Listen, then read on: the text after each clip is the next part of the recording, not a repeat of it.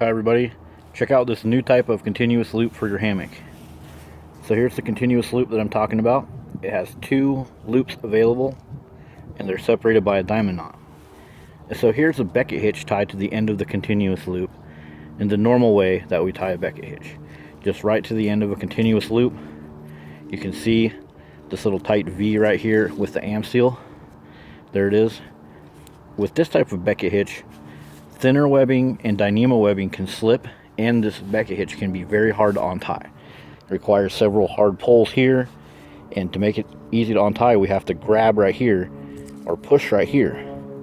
And with the Evo loop, there is a knot right here, but with this loop, it's even easier. So with this loop, instead of tying the Beckett hitch to just the end of a continuous loop, we're going to tie a Beckett hitch to the second loop that's available.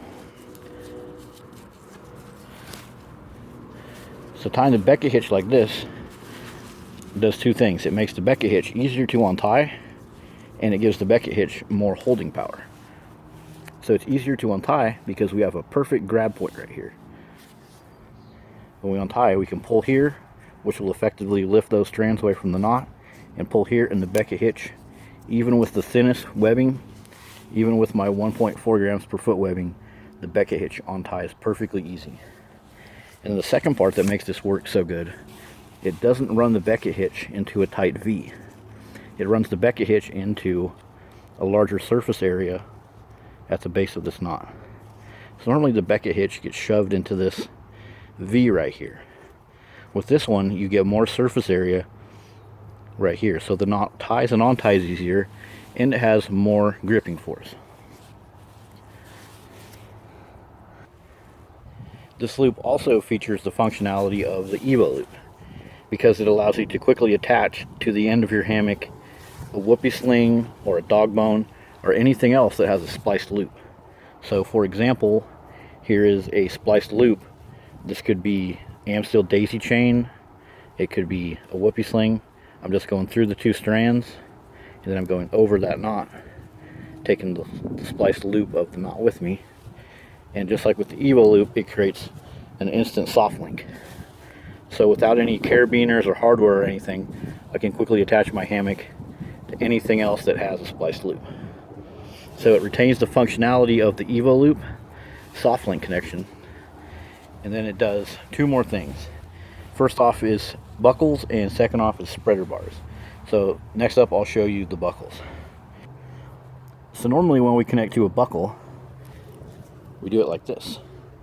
We just take the single strand of the open continuous loop, and we hook into the buckle of our choice, and we're hooked up. One issue with doing it this way, you just have one strand here that's handling the stress of the buckle. So when we do it with the knot, now we have two strands. So now two strands of strength are handling all the stress of the fraying action that can sometimes happen with buckle use.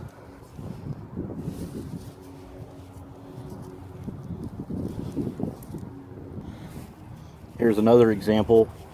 We have Cinch bugs and Beetle buckles. Normally we connect two of them like this, and occasionally we get the fraying issue because we just have one strand here that's handling all that. Now with this loop, we use the second part of the loop to go over the buckle. Creates an additional water break with the knot. It creates a nice little pull handle where we can on-way the toggle part of the buckle, and we get two strands of strength to handle the fraying issue. It's like with this buckle, when we adjust it, some of the jamming that can happen with this toggle part right here just comes from the weight that's pulling on the buckle. So you can hold this little handle right here without having to go under here and possibly make the buckle fall out of your loop. The buckle will stay right there, and you can just hold on to it and then make your adjustments. It lets everything happen a lot easier and gives you a stronger continuous loop to mate up with your buckle. Same thing with the classic Cinch bugs. They had an occasional fraying issue right here. No more with this type. It'll fit right in there. And the original Evo loop would not do this due to the strand thickness right here. Would not allow it to fit in the buckle.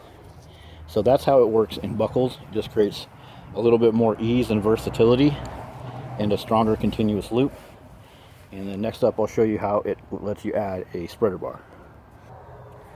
So here my hammock is connected with the buckle, and this could be a Beckett Hitch knot or anything else. And I have this little handle right here free, so I want to connect a spreader pole in here, but this hammock might not have a spreader pole compatible buckle. So all I need to do is take my loop right here, and I'm going to flip a lark's head into it. Just going to flip it down on itself like that, and then that's going to form a lark's head once I flip that around. So I'm just forming a lark's head on that little loop.